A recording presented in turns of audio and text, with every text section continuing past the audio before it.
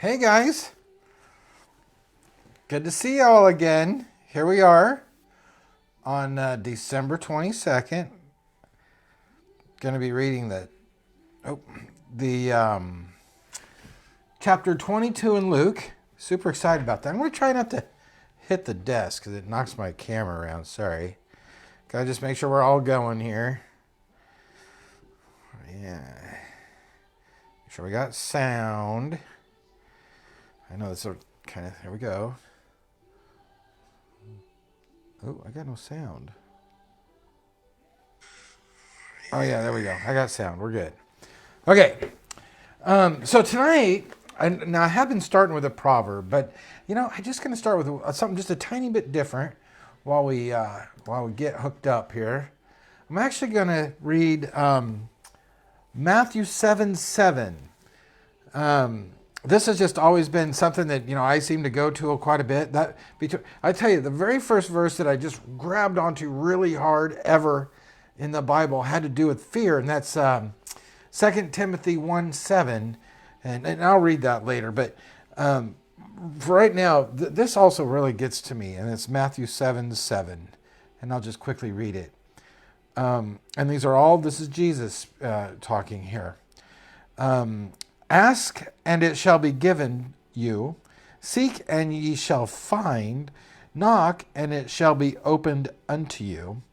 For everyone that asketh, receiveth, and he that seeketh, findeth, and to him that knocketh, it shall be opened. I just think that's absolutely incredibly powerful. There's just no other way to say it than just powerful. But anyway, so I just figured I'd start with that tonight. We'll probably start with the proverb tomorrow, but I just like that. Okay, I'll read 1 Timothy 2, or 2 Timothy 2. That's really good, too. I gotta go find it, and then we'll get right into it. And it's 2 Timothy 1:7. 1:7. And I love this verse. It's one I've kept on my screensaver for just forever. And it's, for God hath not given us the spirit of fear, but power, love, and of sound mind.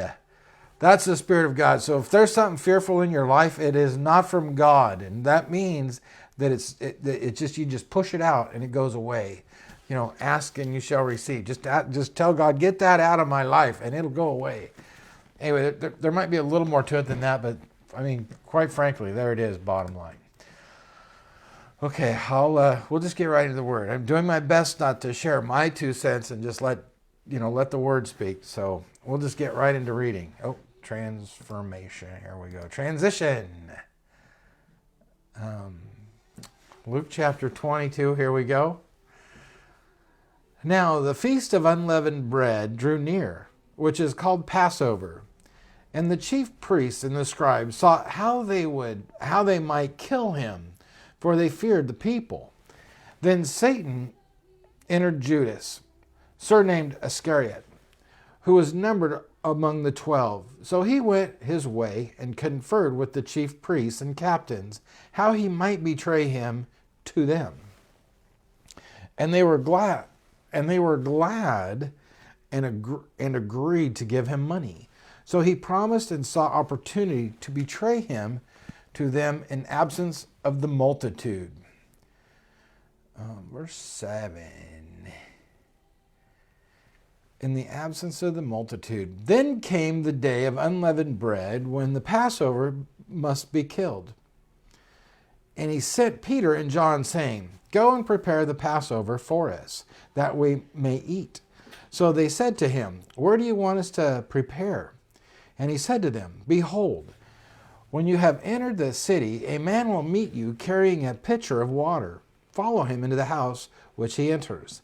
Then you shall say, Master of the house, the teacher says to you, Where is the guest room where I may eat the Passover with my disciples? Then he will show you a large furnished upper room. There make ready. Verse 13. So they went and found it just as he had said to them, and they prepared the Passover.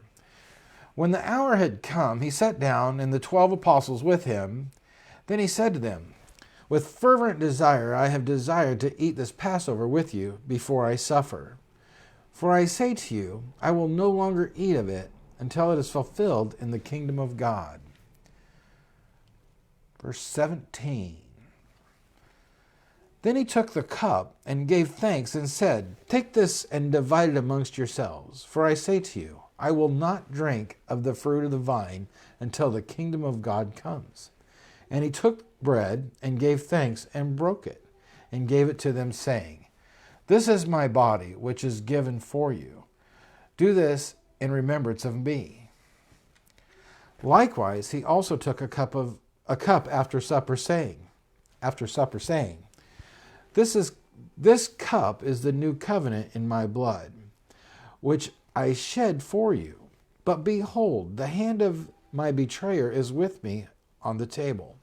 And truly the Son of Man goes, as it has been determined, but woe to that man by whom he is betrayed. Verse 20. And then they began to question among themselves, which of them was who would do this thing. Verse 24.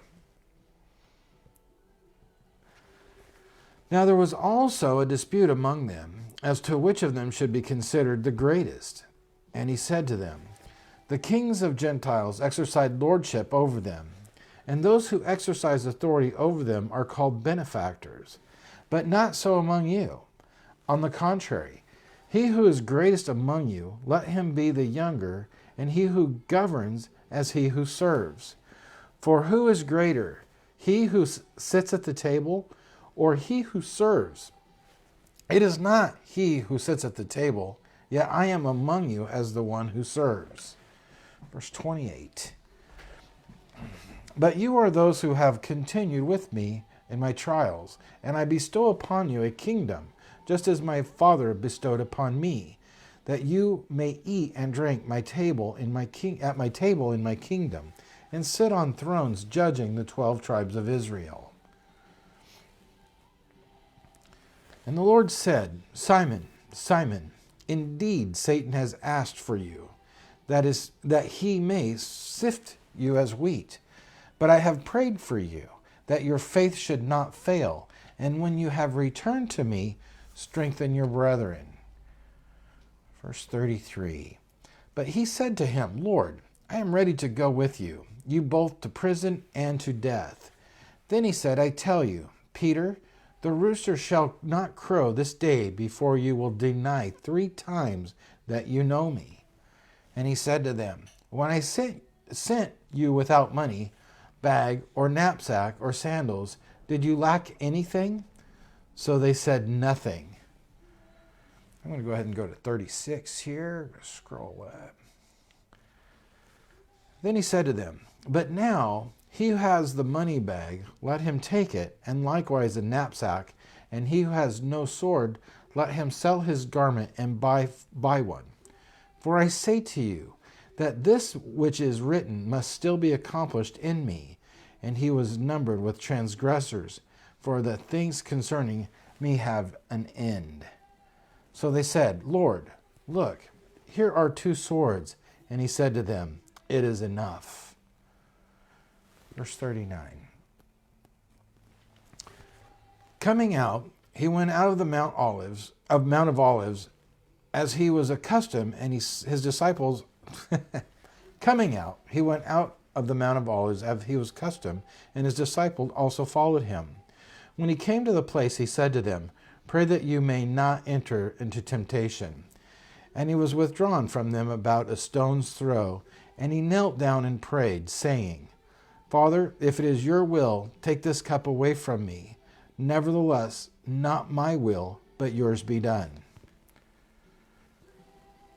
Then an angel appeared to him from the heaven, strengthening him. And being in agony, he prayed more earnestly. Then his sweat became like drops of blood falling down to the ground. Verse 45. When he rose up from prayer, he had come to his disciples. He found them sleeping from sorrow.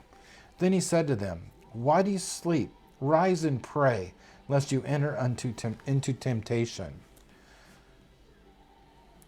And while he was still speaking, behold, a multitude, he who was calling, Judas, one of the 12, went before them and drew near to Jesus to kiss him. But Jesus said to him, Judas, you are betraying the Son of Man with a kiss? When those around him saw what was going to happen, they said to him, Lord, shall we strike with the sword? And one of them struck the servant of the high priest and cut off his right ear.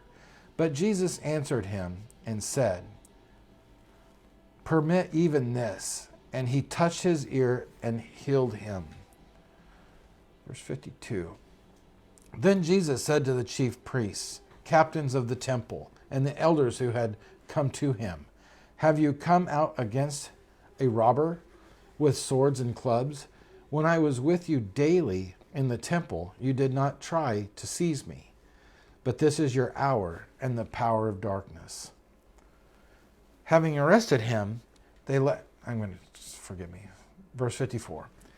Having arrested him, they led him and brought him into the high priest's house. But Peter followed at a distance. Now when they had kindled a fire in the midst of the courtyard and sat down together, Peter sat among them. And a certain servant girl, seeing him as he sat by the fire, looked intently at him and said, This man was also with him. But he denied him, saying, Woman, I do not know him.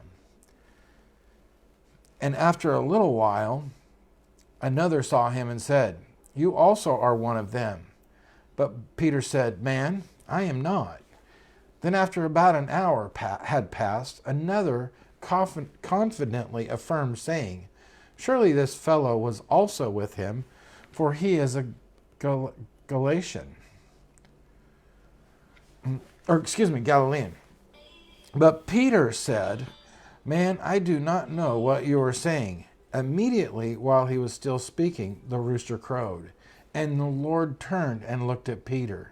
Then Peter remembered the word of the Lord, how he had said to him, Before the rooster crows, you will deny me 3 times. So Peter went out and wept bitterly. Verse 63. Now the men who held Jesus mocked him and beat him.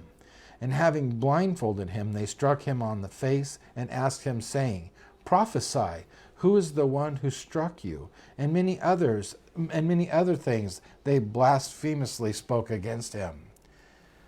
As soon as 66. As soon as it was day, the elders of the people, both chief priests and scribes, came together and led him into their council, saying, If you are Christ, tell us. But he said to them, If I tell you, you will by no means believe. And if I also ask you, you will by no means answer me or let me go. Hereafter the Son of Man will sit on the right hand of the power of God. Verse 70. Then they all said, Are you the Son of God? So he said to them, You rightly say that I am. And they said, What further testimony do we need? For we have heard it ourselves from his own mouth. Well, that concludes chapter 22 in the book of Luke. And wow, what an incredible chapter that is. It really does come right down to, it's interesting how people are so afraid of good. They just, Anyway, again, I want to refrain from sharing my thought on that, but ultimately, thanks for tuning in this evening for chapter 22 of Luke. It's been an absolute honor. I appreciate you tuning in, and I love you guys. Incredibly, beyond understanding, I just absolutely love you guys, and I look forward to seeing you tomorrow night for chapter 23 in Luke. Oh, and likely a couple more Proverbs. But anyway, until then, have an absolutely peaceful evening, and I'll be praying for you. Good night.